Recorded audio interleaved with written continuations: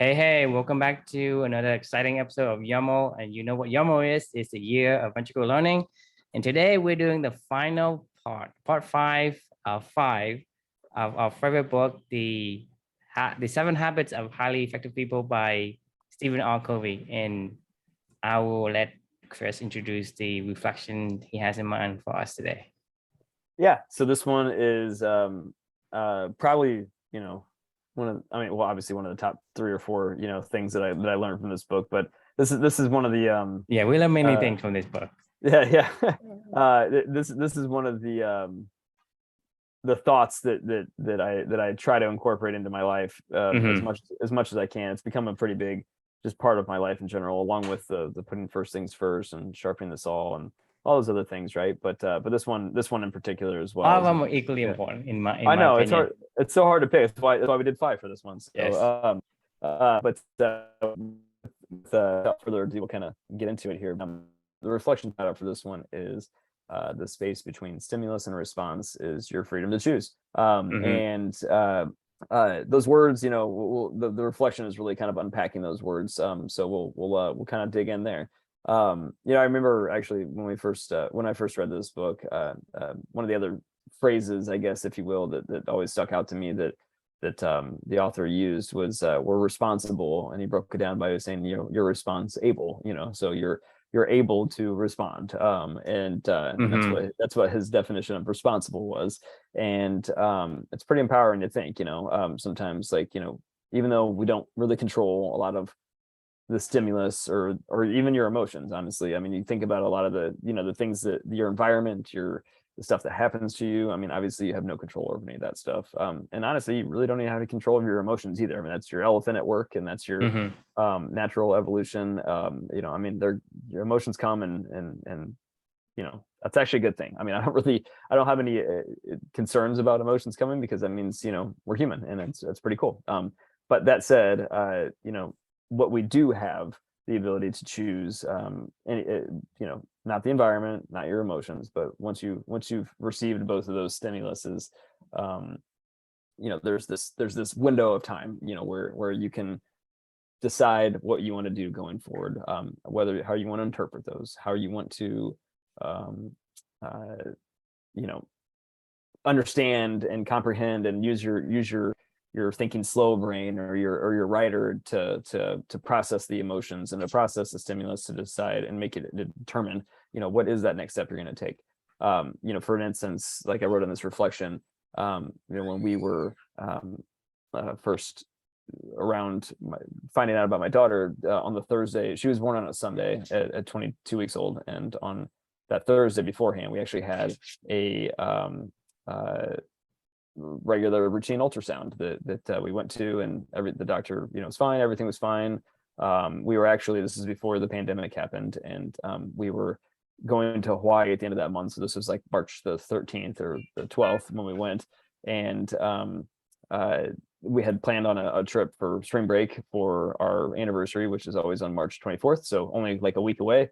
I remember the doctor telling my wife, it was her first pregnancy, and she was worried about sushi and all this other stuff, right? And the doctor was like, "Look, the sushi out in Hawaii is super fresh, and everything is fine." And sorry, my dog was banging at the door. Anyway, she was like, "The sushi is super fresh, no need to worry about it." And then don't, she actually literally said to us, you don't need to worry about the coronavirus thing. It's not a big deal, because this was literally before like any of this stuff started happening. It was just kind of national consciousness at that point in time. Fast forward 3 days later, and we find ourselves in the emergency room, and my wife's going into preterm labor, and our daughter's there. So like, that's a perfect example of you can't control your environment. You can't control what happens to you. You can't control what's going on in this world. And obviously getting thrown into that situation, a whole lot of range of emotions get bubbled up that I it's hard for me to even describe sometimes. I mean, I could sit here and walk you through it all. I wrote it down in a book if you wanted to check that out. But once again, like, you can't control any of that stuff. But what you can control is what you then, when you had some time to sit back and think about and process, like, what are we going to do going forward? That was on me. That was my decision. That was something that my wife and I made in tandem together, using our our writer, if you will, and taking some ownership of the situation. You know, how we wanted to be as parents, how we wanted to live our lives, how we wanted to, things that we talked about with previous reflections from the 7 habits, of how we wanted to try to stay balanced and to be there for our daughter and support her every way that we can, you know, physically, mentally, emotionally, and to try to keep ourselves under control and try to help each other through the whole process. So a lot of these were situations where it always makes me think about, you know, that space between stimulus and response is your freedom to choose. I mean, it is literally, you know, how do you, you know, that is what we have. That's all that we have, right, at that point in time, and that's the only option that we have going forward. So for me, the way that I these days, you know, decide on what to do, and I know that you and I use this framework as well when we're deciding what to do for things like Clubany and for things that we want to do for you know, activities and things like that, like the Year of Magical Learning. We look at our values as a Clubany group.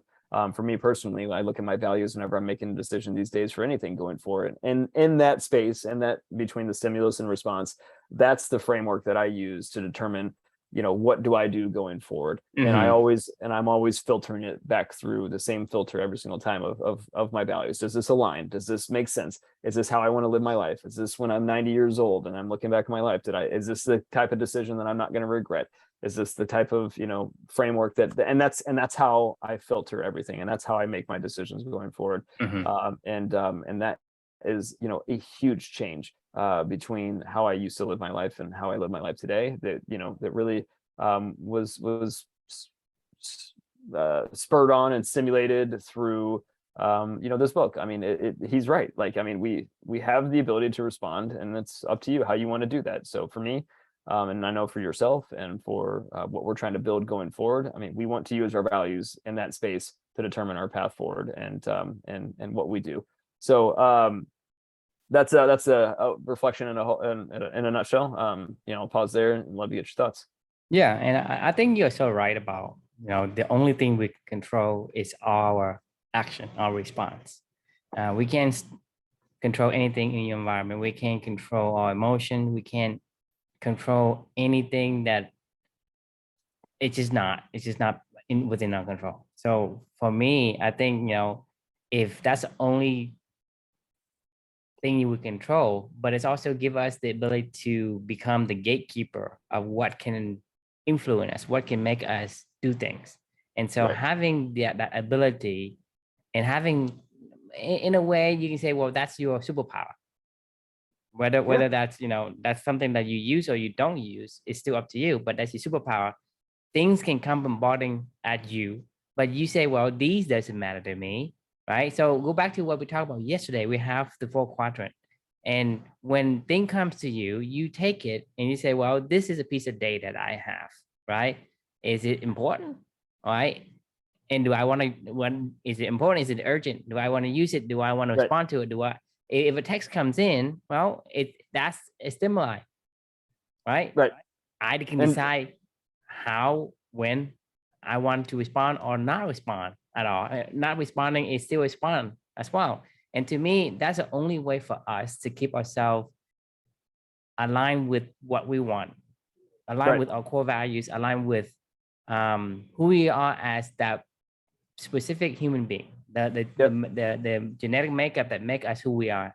We'll go back to what we're saying is a beaver must dam, right?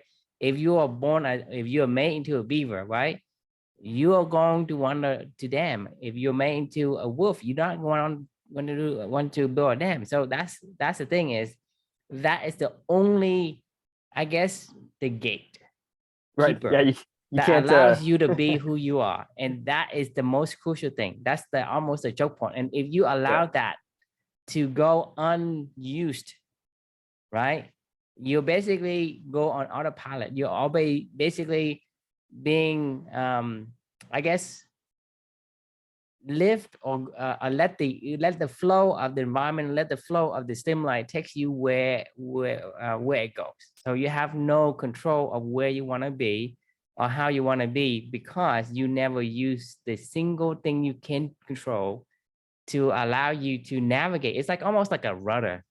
Yeah, exactly. That's exactly what it is. Yeah. Right. Because essentially the things always can come on you. So the waves can come on you. It's up to you to divert the information or to take it and either this is not going to affect me, or this is not important to me, or this is something that I like to do. Well, you have that ability to, I guess, make a choice when it comes there. Yeah. And that's it. And to me, like, and I agree, and like I said, you're so right about this, is we have the one thing, right? And only one thing. I can't think of anything that we can control, right? We can't even control if they had, I have a headache. I said, can, no. I'll correct you with one thing. There's two things you can control. You can control what you care about, and then you can control your response to a stimulus. I mean, you can control what you care about. No. You can. I would challenge that. You're gonna say Because like thing a is, beaver. I am a beaver. I'm a beaver. I want to care about snow. I know what you're saying. But I want to care about the going and dig a hole in the desert. Luckily, we're not beavers. I mean, I love beavers, but I think humans have a little bit more flexibility in terms human of has a more complex a range of abilities. Yes, they do. But right. but you to me, that is a pro and con, right? Because you have the ability to override the primal instincts of your animal portion. But at the same time, you're not being optimized because you're overriding it. You're overriding some part of your body that longs to be in the water, or longs to be caring about trees or mushroom or fish or octopus or whatever it is you want, right? You're overriding, you're suppressing your natural, your nature. You're suppressing it. So you have the ability, but you're suppressing it. So that's what I'm saying. Yes, you could. But, talking about like, hey, taking all the veils off, you essentially say, well, you really don't have a choice, because if you're made into a writer, you say, well, I don't want to be a writer. That's fine. But it's still going to say, hey, hey, I think I should be a writer, even though there's, like pros and cons in being a writer. But at my end of my day on earth, when I'm about to leave life, I say, well, I regret not trying it. So to me, you're suppressing something that you're supposed to do. Right. No, I agree. And that's where the whole values, I think, conversation shifts it a little bit, because values are abstract in general. You're talking about very concrete things of this is what I do kind of thing. So if I'm if you filter it through values, then you can always, there's an infinite number of paths, like if that you can take of the activity that you want to do, is all that I'm saying. Is like, I guess it's more complex than we can describing it, but we it is already complex enough, so we're trying to simplify as much as we can. And I completely understand this. It's much more complex than we are making it out to be, right? Correct. Yeah. And the reason why we do that is because it's already complex to understand. So to take it at face value, it's gonna be so much daunting for us and for our audience to figure out what the hell are we talking about. Right. Well, but this is an important point to like anchor down on, I guess, a little bit. If you're in your analogy, if you're a beaver and you must dam kind of thing, and that's the activity that you must do, you don't really have a choice. Like, so the space between stimulus and response, you don't really have a choice. Because a beaver must dam, right? Like, so what I'm arguing is, in that space between stimulus and response, the values framework system gives you an infinite number of choices of what you can do, but it narrows it down to, does it reflect back to this category? So you do have freedom to choose how you express that value with the next activity. Right. So my analogy for that would be, I'm a beaver. I have to dam, but I can choose how I can dam that thing, right? So I'm not going to say, hey, okay, I'm a beaver. I'm going to swim in the Arctic and I want to be like a seal. I just can't do that, right? I just don't. I'm not made for it. But inside of my realm of the things that I have my calling for, I can decide how I can do that, whether that's this tree, this river, or wherever, right? I can decide that. And what kind of beaver do I want? I want to be a busy beaver. I want to be a lazy beaver. I want to be, the young engineer beaver or whatever. I have the ability to choose that response, but it's still within the building a dam.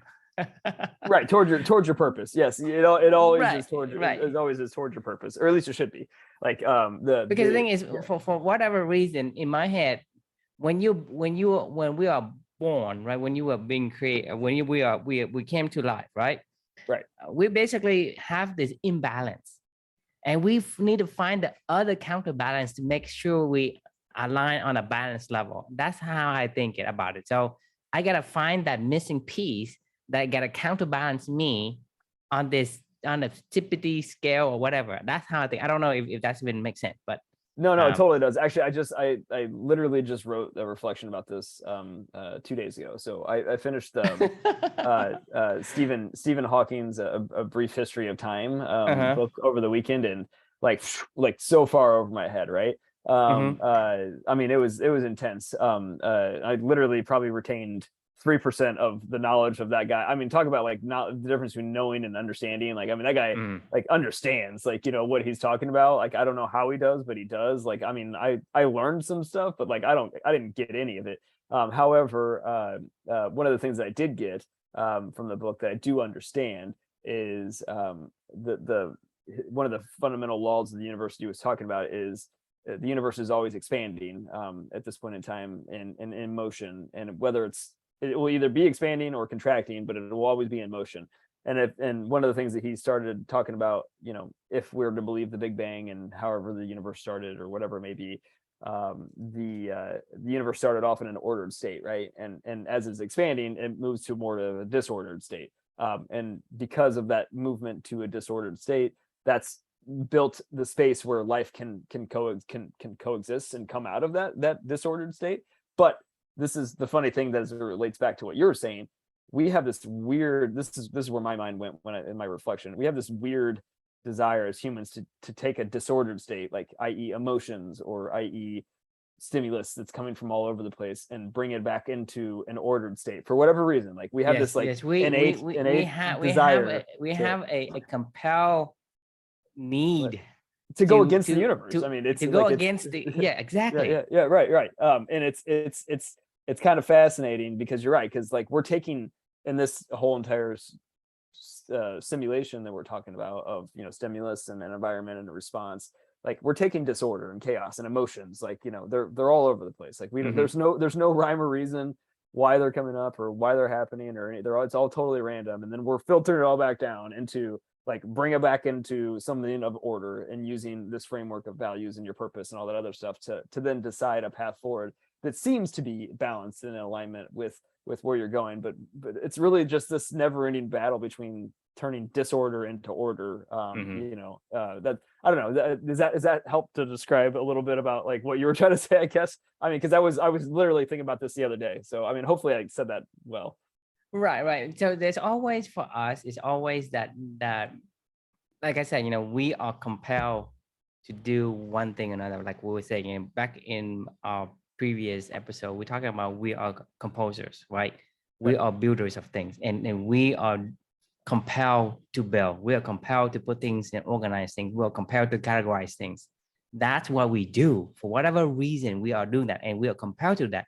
And we can't really say, well, I don't want to, because if you say you don't want to and you resist it, your body and your mind is going to give you a tantrum. It's going to give you miserable. It's give you misery, just because whether or not having an organized this or organized that or category this or that, I don't think it matters like in the ultimate sense, but it gives us a sense of like tranquility for whatever reason it does, right? Versus hey, this is a mess, I can't take it, I can't live it like this no more, right? Have you heard people saying that? Say this is so what's the difference if it's order or disorder? In the ultimate sense, what does it matter if it's order or not? But we cannot live in a place where it's not order, right? You look, I'm looking at your background, like your backdrop, right? You got the shelves, you got a guitar, you got pictures. It's all organized and it's all like align at some level. And for Right. us, Well, I we mean, are. okay, that's a great point. So like these are things that are, this is my father's office. Mhm, I'm at my parents' house right now because our AC went out, right? So these mhm, are all things that are important to him. I know when he looks at this stuff in his office every single day, that this gives him some sort of sense of balance and harmony and order and consistency in his life, that because he's seen stuff like the guitars and the keyboard and the sports paraphernalia and the golf mhm, balls that are all on the shelf over there, and right. the things that that he loves to do is in this room, and it gives you that sense of peace. Like, you're right, like there could just be shit thrown all over the place in here if you wanted to. Like there's But no it's still rhyme. there. I mean, the Right. object's still there. But why does Right. it have to have all the golf balls lined up in a nicely boxed, right? It just Ah, looks so nice, right? it does, Even yeah. for me, I mean, I'm not a golfer, and I never golfed before because I don't have that privilege. But Right. it's still, it looks nice to have that golf case with a bunch of golf ball aligned in perfect row. It just makes you feel great. So for whatever reason, we need to be harmonized with something. I don't know what that is, but I don't either. we are forced to do it. So that's what I'm saying is we are built um using some kind of a genetic makeup, whatever, and we are compelled to do the things that we are supposed to do. And so if you in life find those things that you need to do and go do them, you will have a life that you feel it is Purposeful. the Like a life of purpose. yeah, I yeah. mean, like it's a it it You feel like you it belong. matters. Yeah, I You mean, it feel like you matters. belong, and you're not, because the thing is, if you don't belong, the other feeling you have is lost. That's the Yep. feeling I get when I'm not doing things I'm but supposed to do. but but here's the fun part about the idea of being lost, right? Like, because the universe is lost, right? Like everything around you is in disorder, and Hmm. moving toward more disorder, if we're to believe that the universe is expanding and all that other stuff, right? Like, this is what I find so fascinating personally, is like the universe is kind of lost, and just through sheer randomness it finds its way through the you know I guess through the jungle. I guess I don't know how it does it, and honestly, like I don't know that we even care, but like I find it so fascinating that we are the exact opposite of that. I mean, like literally, we have this innate drive to be the exact opposite of going with the flow. Like, I mean, like, because going with It's the it's flow, it's that you it's know, that counterbalance I'm talking about because it's I guess the word harmony has to do with the opposites. You have to balance it out yeah, in it's one way, polarity, right? Like, I right? mean, And so you can't always be in the same extremities as everything else because it's be you get tipped, you tip the scale. well, So this is more interesting now, because now that we're bringing it down this road, because it reminds me of I don't know if we've done this reflection yet, but I remember one of the reflections I wrote was like, always do the exact opposite. I know we talked about this before in the uh-huh, past. uh-huh. I can't remember what the Yeah, I think book. we talked about it, and we did it in an earlier episode.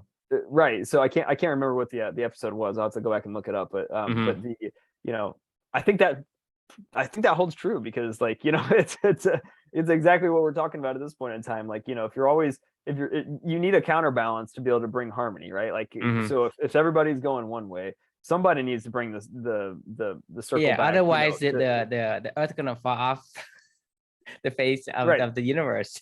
Exactly. I mean, it'll just keep expanding to disorder and disarray. The further and Right. further you keep going in one direction and only one direction. Maybe that's like, I mean, I don't know. This is turned into more of a universality conversation, but I I think taking it back to like the space between stimulus and response is your freedom to choose. It like that The freedom to choose order is honestly what we should say, because that's what this is really about. Like, this is about order. This is about bringing harmony and order to your life. For whatever reason we're compelled. But it's probably the most powerful thing that we can do. And Yeah, I mean, I think this power of the stimulant, the freedom to choose your response can make or break your life. Because I mean, in the past, when somebody does something to me, or when somebody say, hey, I don't like this, or I don't like what you did, whatever, right? Because I'm emotional and we are emotional, we always react to the things to respond. React means it's just bouncing off whatever, and we always will, for every action there's a reaction, and so that basically derail your life. But if you use the power that you have to choose how you deal with response, people do not affect me in a way that they affect me before. So I have been able to keep my peace of mind, and I have been able to use that as a leverage to be more optimal in how I make my decisions.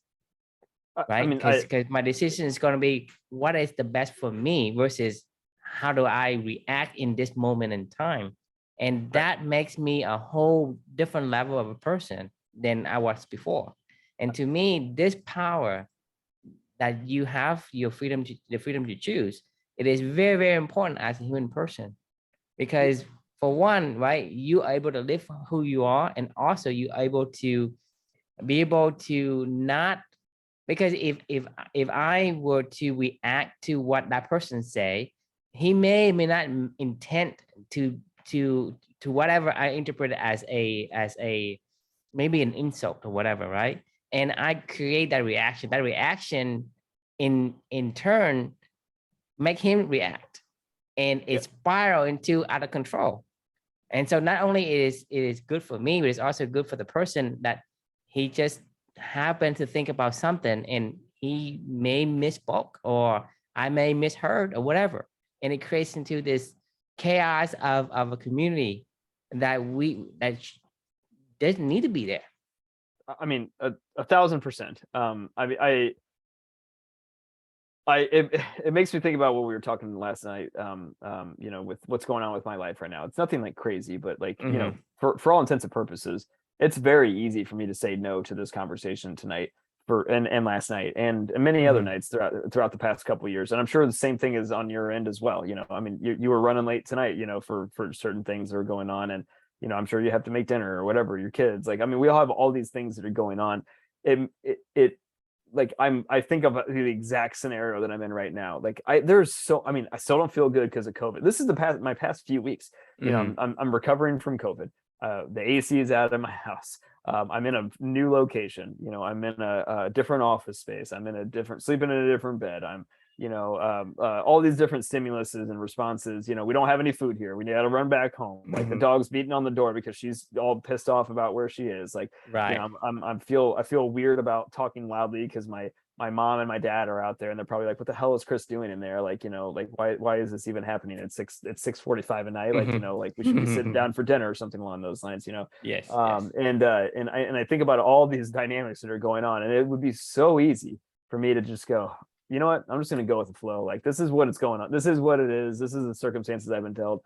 But like this is the power of the freedom to choose in that space between that stimulus and response. I'm choosing to wake up and struggle to write my reflection this morning because I was groggy from not getting a great night's sleep because I'm in a different bed, but still, fighting through it, figuring out, because this is important to me to write that reflection for this thing, to do my reading, to do my writing, to go get a workout in or something like that this morning, to then, get to work and still be able to do my normal functionality and do my monthly challenge at some point in time, do my Wim Hof stuff in the middle of the day, and find time to be able to do that stuff, and then find time to go do these things. Like, cause it could so easily, like, I mean, it's like you said, it's a cascading, there's a million different universes that you and I have been connected into this whole entire world. And there's a million different ways that we've stopped doing this after 3 weeks or a month or a couple days, or maybe 4 or 5 months, or maybe we're never even talking ever again. And we've all gone our different paths. Like, but it's when these situations come up,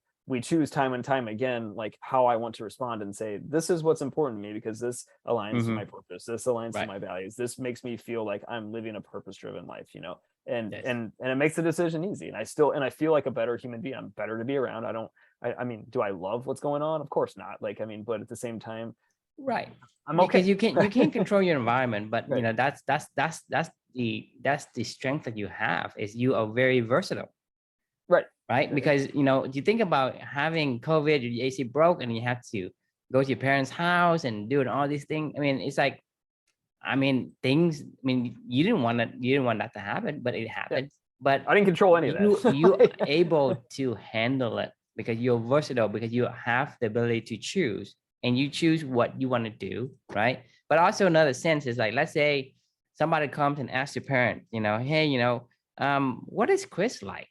Well, I don't know. What is Chris like? If Chris doesn't do anything out of the ordinary, how would they Right. be able to tell, hey, Chris is this? Well, Chris, It's true. he loves his balance thing, and he goes into my room, and so there's a story, there's a memory that people can tell about you because you stands out, right? My grandma, that's such a good point. My grandmother, for my birthday, or sorry, not for whose birthday was that?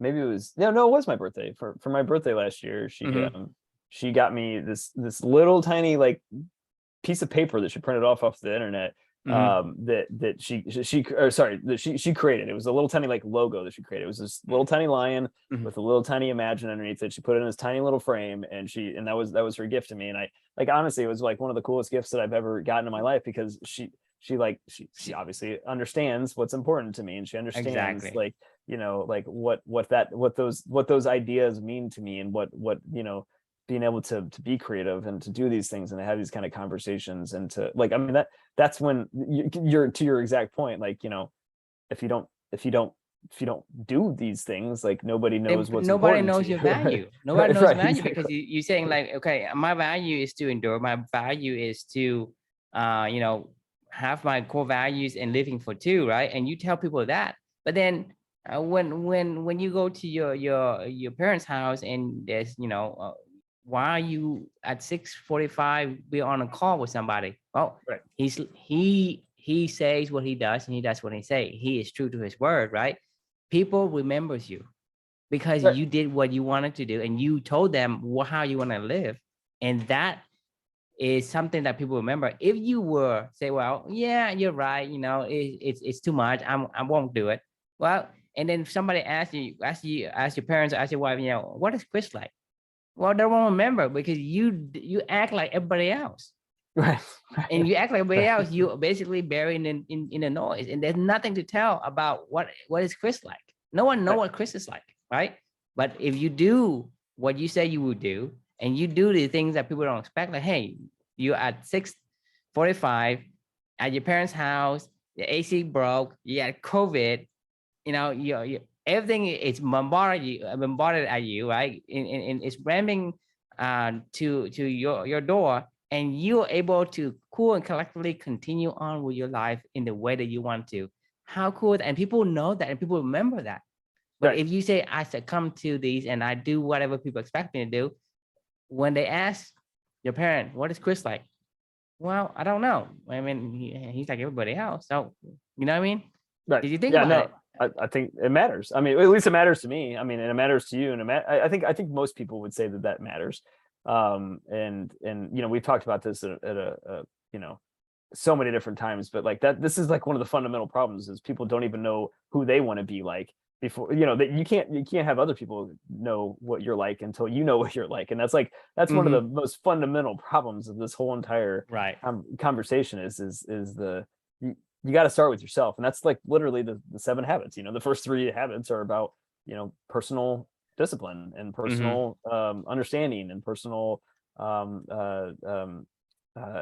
mastery, I guess, if you will, of yourself, of being proactive, of putting first things first, of living the life and making decisions, that being responsible for what you do and for how you behave, and how you funnel all this stuff into whatever actions that you do, how you turn disorder into order, like that's like that's who you are, and if you don't know how to turn all the chaos in your life into what framework to use to turn it into order, then start there. I mean, that's number one place to start, and it's pretty simple activity of just like, what do you like? What do you want to do that brings you joy every single day? Like, that's not a hard question for, in theory. But sadly for a lot of people that it is. So so start there. And then, But and like, that's why we're doing this thing, so we can make more people aware of this.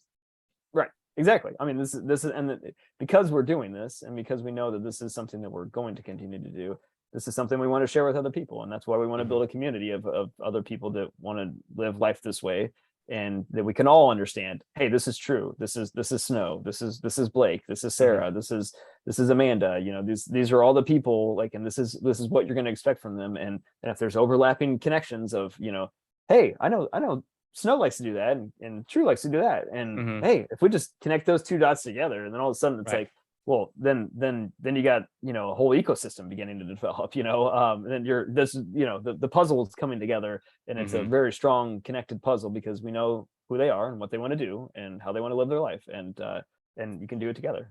So that's yeah, I mean, I think for me that you know, that sums up my thoughts on this one. Any other final thoughts for you?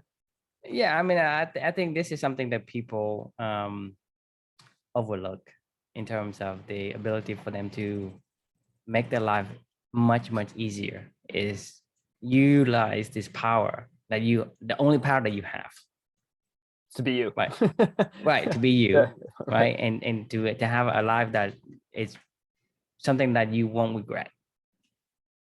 Yeah, I mean, and Yeah. regrets are okay too, because regrets can help inform your values as well. But yeah, I agree with you. But not regret when it's too late. Right. Well, we have a whole book to talk about the power of regret coming up, reflection. So that'll be a fun debate. But yeah, Okay. I'm with you on that one though. But the regret is powerful either way, good or bad, I guess, you know, Yeah. whether it's there or not. Well, awesome. So great conversation as always. And the question we can leave with everybody is what do you fall back on in moments of decisions to help guide your path forward? So hopefully it's values, hopefully it's falling back on yourself and your purpose and your mission. But if it's not, I'd love to hear what you do, because we are always open to learning. We don't know shit, so I mean, this is just what we do. But beyond that, appreciate the comments, and we will see you all in the next conversation. That wraps up the 7 habits. Yeah. Officially. I feel like we've been talking about this one for like 2 This weeks. is part 5 of 5. So this is the final one for this book. We may do more in the future, because I like I say, this book is packed with a lot of concept that a lot of people overlook, just because, you know, it's simple but not so simple. Yeah. Well, you know what, Drew? I'll challenge you. I'll do one of our challenges here. I think I'm tapped out of, you know, the ones that I want to write about with the 7 habits. But if there's something that you really want to write about, you share it, and we'll post a blog post about it, and we'll do a special True led 7 habits we will reflection. Yeah. Awesome. All right. Well, we'll see you next time. Awesome. See you. Bye.